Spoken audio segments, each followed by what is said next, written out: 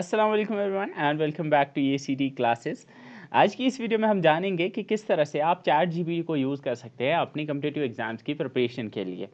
ये एक बहुत ही यूज़फुल वीडियो होने वाली है। अगर आप किसी भी एग्ज़ाम के लिए प्रिपेयर कर रहे हैं तो आप इस बहुत ही पावरफुल और बहुत ही खूबसूरत टूल चैट जीपीटी का यूज़ कर सकते हैं अपने एग्ज़ाम्स की प्रिपरेशन के लिए।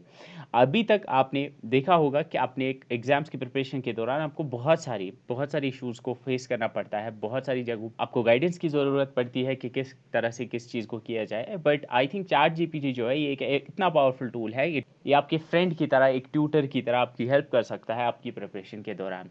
तो बहुत सारे स्टूडेंट मुझसे क्वेश्चन पूछते हैं कि सर हम एमसीक्यूज़ कहाँ से करें, सर हम इस टॉपिक को कहाँ से पढ़ें, सर ये वाला टॉपिक यूट्यूब पे कहाँ पे मिलेगा, ये वाला टॉपिक हम ये थोड़ा डिफ़िकल्ट टॉपिक है, इसको कैसे हम अंडरस्टैंड कर पाए ईज़िली।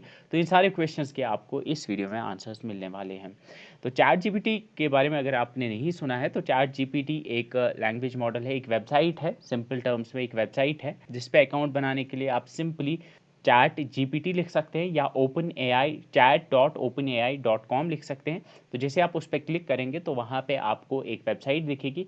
उस वेबसाइट पे आपको सिंपली अपना एक ईमेल से अकाउंट बनाना है और वहाँ पे आपके सामने कुछ इस तरह से स्क्रीन आएगा जहाँ पे आप फिर मैसेजेस लिख सकते हो। तो यू कैन सी ऊपर वेबसाइट है chat.openai.com। तो इस वेबसाइट पे जाके आप चैट जीपीटी पे अकाउंट बना के फ्री ऑफ कॉस्ट इस टूल को यूज़ कर सकते हो।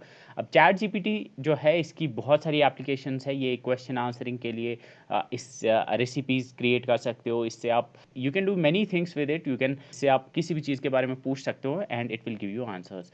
अब चैट जीपीटी जो है, चैट जीपीटी के अलावा भी देयर आर अदर टूल्स, जैसे बिंग का बिंग चैट है, बिंग जो कि माइक्रोसॉफ्ट का है, ओपन एआई का चैट जीपीटी है, ऐसे ही गूगल का बार्ड है, ऐसे ही बहुत सारे और भी हैं। लेकिन चैट जीपीटी जो है it's considered to be one of the most powerful ones और ये फ्री ऑफ कॉस्ट है, आप इजीली उसको यूज़ कर सकते हैं। Now without further due will start with the first use.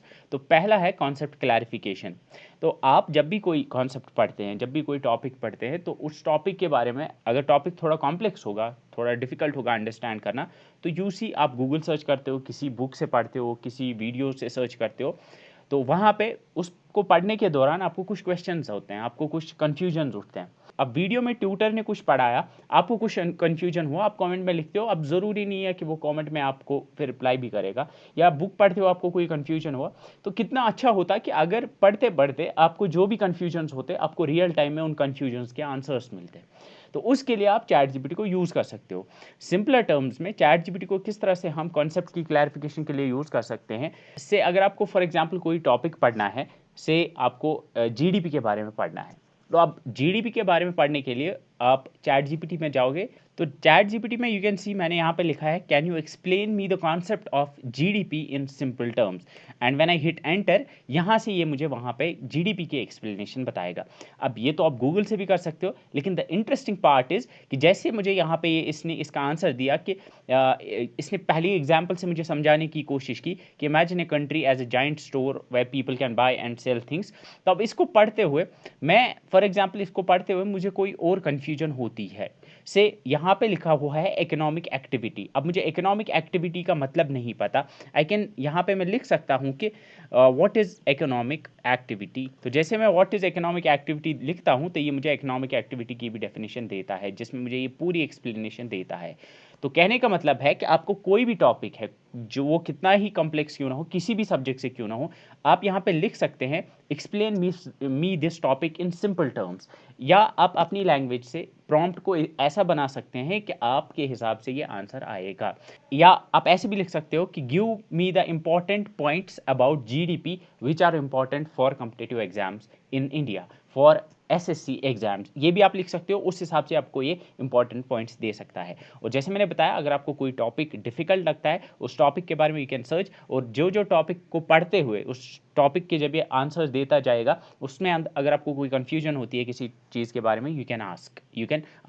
तो फॉर एग्जाम्पल अगर मुझे इसको पढ़ते हुए कंफ्यूजन हुई, तो for example I can write, यहाँ पे पढ़ते हुए याद आए कि जीडीपी और जीएनपी कुछ होता है, तो I can write what is the difference between GDP and GNP. तो पढ़ते हुए मुझे कंफ्यूजन उठा दिमाग में, तो इसने मुझे जीडीपी और जीएनपी के बीच में डिफरेंस दे दिया है। तो ये पहला यूज है चैट जीपीटी को यूज करने के लिए, दैट इज कॉन्सेप्ट क्लैरिफिकेशन। आप किसी भी कॉन्सेप्ट, किसी भी टॉपिक के ऊपर आपको, आप जितना डेप्थ, जितना डीप जाओगे आपको उतने आंसर्स मिलते जाएंगे। तो जितना भी आप डेप्थ में किसी कॉन्सेप्ट को समझना चाहोगे, चैट जीपीटी आपकी हेल्प कर सकता है।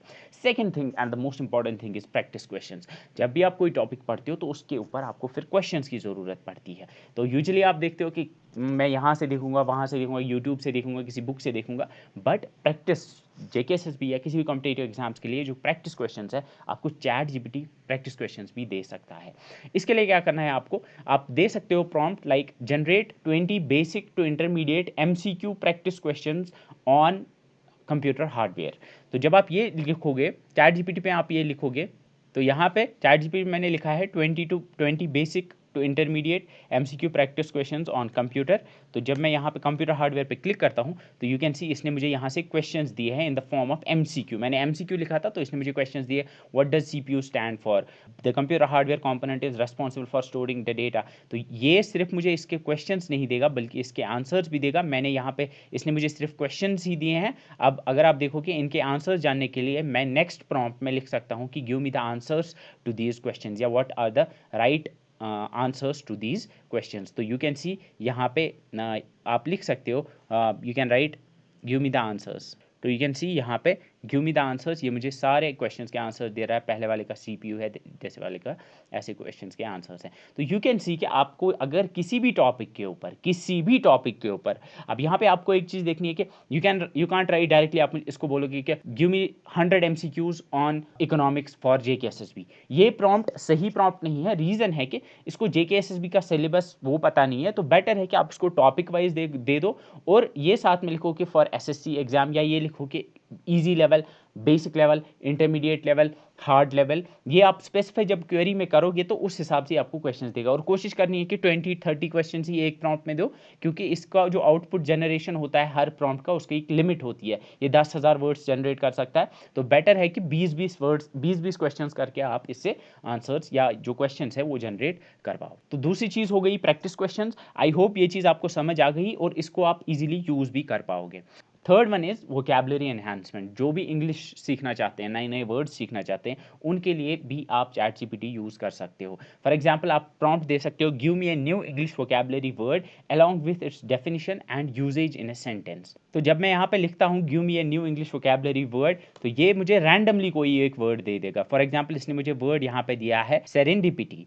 तो सेरेंडिपिटी इज, इसकी डेफिनेशन होती है द ऑकरेंस ऑफ प्लेजेंट और valuable discoveries by chance in a happy और बेनिफिशियल वे। इसकी यूजेज सेंटेंस में भी दी है, during their hike in the woods they stumbled upon a hidden waterfall experiencing a moment of serendipity that made their day even more memorable. तो इस तरह से नए नए वर्ड्स भी आप इससे सीख सकते हो। यू कैन यूज दिस, आप इससे नए नए वर्ड्स भी सीख सकते हो, अपनी वोकैबुलरी, अपनी लैंग्वेज को और स्ट्रांग बना सकते हो। Third one is the formula reminders. अब फॉर्मूला रिमाइंडर्स में एक इंपॉर्टेंट चीज़ मैं आपको समझाने की कोशिश करूंगा। फॉर्मूला रिमाइंडर्स, फॉर एग्जांपल मैं अगर आप इसको कहूंगा कि remind be the basic formulas in laws of motion and explain how to use them to solve questions, या मैं लिखूंगा कि remind me the basic formulas of laws of motion. तो अगर आप साइंस से हैं या कोई फॉर्मूला आपको याद नहीं आ रही है, तो यू कैन, आप इसको दे सकते हो और साथ में लिख सकते हो कि मुझे क्वेश्चंस उससे कैसे सॉल्व करूंगा मैं, वो भी सिखाओ। तो ये आपको एग्जाम्पल्स दे देगा। तो अगर मैं यहाँ पे ये लिखता हूँ remind me the formulas of laws of motion, तो यहाँ पे जब मैं एंटर करता हूँ तो यहाँ पे ये मुझे फॉर्मूलाज देता है। फॉर एग्जाम्पल यहाँ पे इसने न्यूटन्स फर्स्ट लॉ में दिया है कि F इज इक्वल टू 0, जब, या सेकेंड लॉ में दिया है इसने F is equal to ma, और थर्ड लॉ में दिया है F12 is equal to minus F21, that is for to every action that is an equal and opposite reaction. तो इसकी इसने एक्सप्लेनेशन भी दी है, इवन ये क्वेश्चंस भी जनरेट कर सकता है इसके बारे में। अब बहुत ही इंपॉर्टेंट बात जो मैं यहाँ पे बताना चाहूँगा और बहुत ही इंपॉर्टेंट यूज़ है वो है ये आपको निमोनिक्स भी बना के दे सकता है। कुछ चीज़ें होती हैं जो हमें मेमोराइज करने की ज़रूरत पड़ती है, तो उनके लिए ट्रिक्स हम ढूंढ रहे हैं, हम उनके लिए एब्रीवेशंस बनाते हैं, निमोनिक्स बनाते हैं। तो हम किसी भी टॉपिक के ऊपर, किसी भी चीज़ के ऊपर निमोनिक्स बनवा सकते हैं चैट जीपीटी से। फॉर एग्जाम्पल अगर मैं यहाँ पे लिखूंगा give me the mnemonics to memorize the parts of Indian constitution. Next is subject overviews. अब सब्जेक्ट ओवरव्यूज क्या होते हैं कि जब आप किसी सब्जेक्ट का एक कॉम्प्रिहेंसिव ओवरव्यू चाहते हो, लाइक उस सब्जेक्ट में कौन से टॉपिक्स हैं, किस टॉपिक में क्या इंपॉर्टेंट पॉइंट्स है, वो आप, या सब्जेक्ट की जब मैं यहाँ पे बात कर रहा हूँ तो मैं टॉपिक की भी बात कर रहा हूँ। किसी टॉपिक के ऊपर आप चाहते हो कि उसमें कुछ इंपॉर्टेंट पॉइंट्स जो कि एग्जाम पॉइंट ऑफ व्यू से इंपॉर्टेंट होंगे, उनको याद करना चाहते हो, उनको याद रखना चाहते हो, या उनको रिवाइज करना चाहते हो, तो उसके लिए आपको ये एक चैट जीपीटी एक पावरफुल टूल है जो आप यूज कर सकते हो। फॉर एग्जाम्पल यहाँ पे मैंने लिखा है कि provide a comprehensive overview of world war one including it's cause, impact and की फिगर्स। तो जब मैं इसको एंटर देता हूँ तो यू कैन सी, तो यहाँ पे आप देख सकते हैं कि ये एक ओवरव्यू जनरेट कर रहा है वर्ल्ड वॉर वन का। तो इसने ऊपर लिखा है वर्ल्ड वॉर वन जो है ये कब हुआ था, इसके कॉजेज क्या थे, इसके पॉइंट्स की फॉर्म में इसने मुझे ये दिया है। इसमें कौन कौन से की फिगर्स थे, इसमें सारे जो की नाम थे, जो की नेम्स हैं, उनके बारे में बताया है। एंड यू कैन सी कि ये एक फैक्चुअल फॉर्म में इसने मुझे दिया है। इस तो यू कैन सी कि वर्ल्ड वॉर वन की एक समरी इसने मुझे यहाँ पे प्रोवाइड करके दी है। इस समरी को मैं रिवाइज कर सकता हूँ, या इसमें से कुछ इंपॉर्टेंट पॉइंट्स मैं नोट भी कर सकता हूँ अपने कॉम्पिटिटिव एग्जाम के लिए। Next is revision notes. अब रिवीजन नोट्स भी कहीं ना कहीं पिछले वाले की तरह ही, रिवीजन नोट्स क्या है, यू कैन लाइक, अगर आपको फॉर एग्जाम्पल सेल बायोलॉजी के टॉपिक के ऊपर कंसाइज रिवीजन नोट्स चाहिए सेल बायोलॉजी के ऊपर, या आपको बेसिक किसी और टॉपिक के ऊपर क्रिस्प नोट्स चाहिए, तो आप प्रॉम्प्ट में लिख सकते हैं create concise notes, revision notes for this chapter for sale biology highlighting main concepts and processes. तो आपको इस तरह के नोट्स मिल सकते हैं। यहाँ पे एक चीज़ आपको याद रखनी है कि ऐसा नहीं है कि अगर आप इसको बोलोगे कि फॉर एग्जाम्पल मुझे वर्ल्ड वॉर वन पे मुझे क्रिस्प और कंसाइज नोट्स बना के दो, तो ये हर एक चीज़ आपको लिख के देगा वहाँ से। ये कुछ पॉइंट्स मिस भी कर सकता है, लेकिन एक चीज़ है कि ये मोस्ट ऑफ द पॉइंट्स जो है वो कवर करेगा।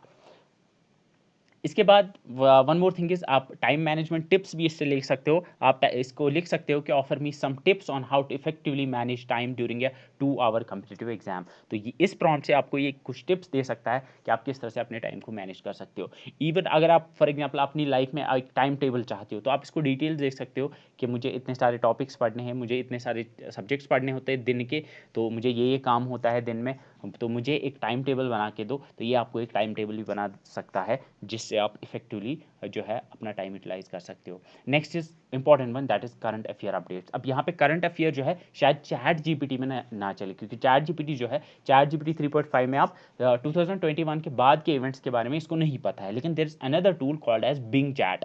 अब आप क्या करना है, आपको बिंग चैट ओपन करना है, आपको गूगल में लिखना है बिंग चैट। बिंग चैट में जब आप जाओगे तो वो भी चैट जीपीटी की तरह है। वहाँ पे बिंग चैट का ये रेफरेंस है कि बिंग चैट जो है वो करंट इवेंट्स के बारे में जानता है, उसको रीसेंट इवेंट्स के बारे में पता है। तो अगर आपको किसी करंट इवेंट के बारे में जानना है तो आप लिख सकते हो for example summarize the main events from Chandrayaan 3। तो चंद्रयान 3 जो है उस मिशन से आपको मेन इवेंट्स जो हैं उनके बारे में अगर जानना है तो उसकी एक समरी आपको मिल सकती है। तो करंट अफेयर्स में जो जो टॉपिक्स हैं वो आप उनको रिवाइज कर सकते हो, वो आप बिंग चैट से करोगे, ना कि चैट जीपीटी से।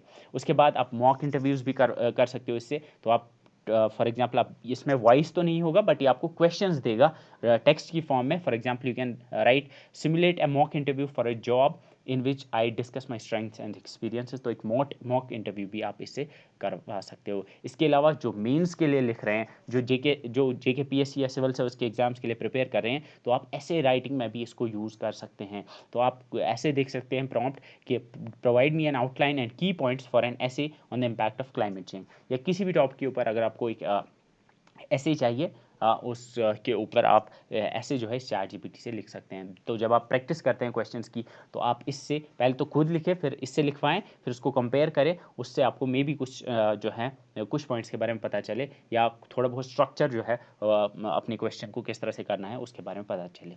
या इवन आप ये भी लिख सकते हैं कि यूपीएससी के लिए यू कैन राइट के provide me an outline of the key points for an essay on impact of climate change for UPSC civil service examination. तो जब आप ये लिखेंगे तो आपको ये उस स्ट्रक्चर में करके देगा।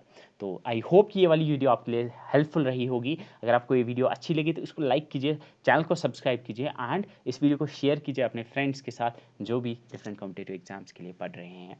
तो आगे मिलते रहेंगे इंशाल्लाह और नई वीडियोज़ के साथ। आज की इस वीडियो में इतना ही, मिलते हैं अगली वीडियो में, तब तक के लिए अल्लाह हाफ़िज़।